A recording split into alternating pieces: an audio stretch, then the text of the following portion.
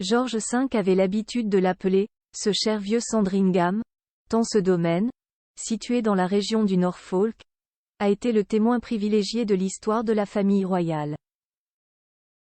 Et plus particulièrement de ses Noëls.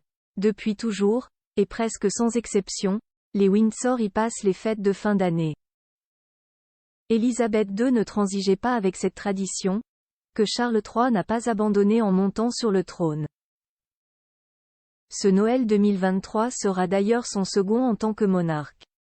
Publicité chez les Windsor, même les congés ne dérogent pas à un emploi du temps millimétré. Ainsi, le couple royal est toujours le premier à arriver à Sandringham, suivi, tout au long de la journée du 24, des autres membres de la famille royale, du plus junior au plus senior. Protocolairement, cette année, William, Kate et leurs 3 enfants devraient être les derniers à arriver. Des cadeaux ouverts à l'heure du thé, vieille tradition instaurée par Édouard VII, dont on ne sait si elle perdure aujourd'hui. Les invités doivent se peser dès leur arrivée, puis une seconde fois, au moment de leur départ. Il est donc obligatoire de prendre quelques kilos, voilà la moindre des politesses. Sandringham House a évidemment été décoré dès début décembre, de la cave au grenier, par un personnel expérimenté. Mais le 24, les enfants de la famille sont chargés d'orner le sapin du salon, au pied duquel, un peu plus tard dans la journée, les cadeaux seront déposés. Chez les Windsor, on a tranché sur cette éternelle question. Ouvre-t-on les cadeaux la veille ou le jour de Noël? Pour respecter une coutume venue d'Allemagne, instaurée par le prince Albert, le mari de la reine Victoria, il se les offre le 24 à l'heure du thé. 2 mots d'ordre pour les cadeaux, rigolo et peu onéreux. Ainsi, une année, Lady Diana aurait offert un tapis de bain imprimé léopard à Sarah Ferguson. La princesse Anne, un housse en cuir pour lunettes de toilette à son frère aîné. Et pour son premier Noël chez les Windsor, Meghan Markle avait trouvé pour Élisabeth II une peluche de hamster qui chante. Jeux de société dans la salon. Autrefois, l'après-midi du 24 était rythmé par un match de football organisé par les princes William et Harry, auquel se joignaient parfois des membres du personnel. Désormais, le duc de Sussex n'est plus le bienvenu à Sandringham. Charles aurait hésité à l'inviter.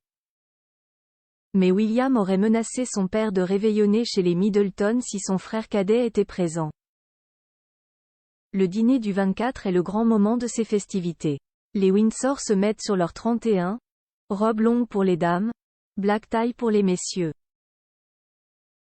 Après le repas, tous se réunissent au salon pour jouer aux charades ou regarder un film. Pour l'anecdote, celui qu'Élisabeth II aimait regarder chaque fin d'année était Flash Gordon. Messe et choux de Bruxelles le matin du 25, la famille royale ne peut pas s'octroyer de grasses matinées. Après un petit déjeuner anglais traditionnel pour les hommes, pris dans la salle à manger, et un petit déjeuner plus léger pour les femmes, pris en chambre, tout le monde file à la messe. Devant l'église Sainte-Marie-Madeleine de Sandringham, les Windsor ont l'habitude de saluer les badauds venus leur adresser leurs bons vœux. De retour à la maison, c'est l'heure de sabrer le champagne et de passer, encore, à table. Le déjeuner est on ne peut plus copieux. Salade de homard et de crevettes, dinde rôtie avec purée, farce aux châtaignes, sauce aux canneberges, choux de Bruxelles, carottes, etc.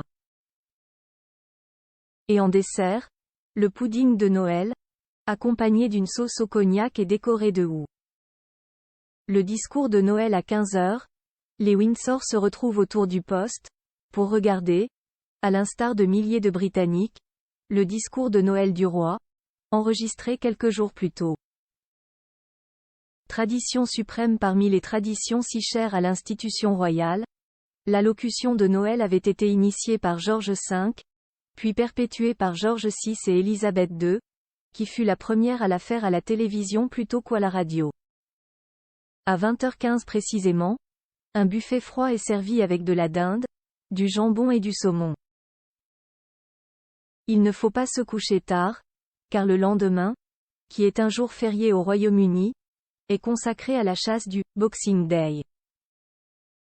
En 2017, cette coutume royale avait fait parler d'elle, puisque le prince Harry avait refusé d'y assister. Par amour pour Meghan Markle. La duchesse de Sussex est en effet engagée dans la défense animale. Harry était donc resté à ses côtés, plutôt que d'accompagner son père, son frère et ses oncles. Et bien que la chasse soit sa grande passion depuis l'adolescence. Une décision qui n'avait pas manqué de déplaire au reste du clan. Les petites querelles familiales participent aussi à la magie de Noël.